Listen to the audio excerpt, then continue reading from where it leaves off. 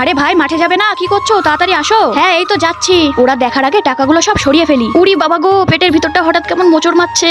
তোরা যা, আমি টয়লেট করে যাচ্ছি। আচ্ছা ভাই তাড়াতাড়ি এসো কিন্তু। ইয়েস, আমার প্ল্যান সাকসেসফুল। এই সুযোগে তাড়াতাড়ি তারাকে হাসপাতালে নিয়ে চলে যাই। ভাবি ভাই কেমন টয়লেট করছে যে এখনো আসলো না? আরে পাগলি, এখনো বুঝতে পারোনি? তোমার ভাইয়ের পেট ব্যথাটা আসলে মাঠে না আসার বাহানা। তুমি একদম ভয় পেও না, তারা এখানে একটু বসো। আরে আরে রাতুল তারাকে নিয়ে হাসপাতালে এসেছে কেন দেখতে হচ্ছে? আরে তুমি একদম চিন্তা করো না, রিপোর্ট আসলেই তো জানা যাবে আসলে কি হয়েছে। আরে তারা ওভাবে পেটে হাত দিয়ে আছে কেন? তার মানে তারা প্রেগনেন্ট। হাই আল্লাহ, এক্ষুনি খবরটা ঋতু ভাবিকে দিতে হবে। আরে ও ভাবি, আপনি এখানে মাঠে কাজ করছেন আর আপনার স্বামী ওইদিকে বাবা হতে চলেছে। আরে ধুর, কি সব আবল তাবল বলছো? আরে সত্যি বলছি, আমি নিজের চোখে দেখেছি রাতুল ভাই তারাকে প্রেগনেন্ট অবস্থায় গাইনো ডাক্তারের কাছে নিয়ে গেছে রিপোর্ট করাতে। আরে ভাবি তুমি লোকের কথায় কান দিয়ে মন খারাপ করো না তো, চলো আমরা নিজেরাই গিয়ে দেখি। বন্ধুরা, আল্লাহকে ভালোবাসলে লাইক করো, আর যদি শয়তানকে ঘৃণা করো তাহলে চ্যানেলটা সাবস্ক্রাইব করো। তারা দাঁড়াও, তারা প্লিজ আমার কথা শোনো। তারা, আরে কি ব্যাপার? তারা ওভাবে কাঁদতে কাঁদতে দৌড়ে চলে গেল কেন? আরে এই শয়তান দাঁড়া, তারার সঙ্গে তোর কিসের সম্পর্ক? বল বল বলছি, না হলে তোর কান টেনে ছিঁড়ে ফেলবো।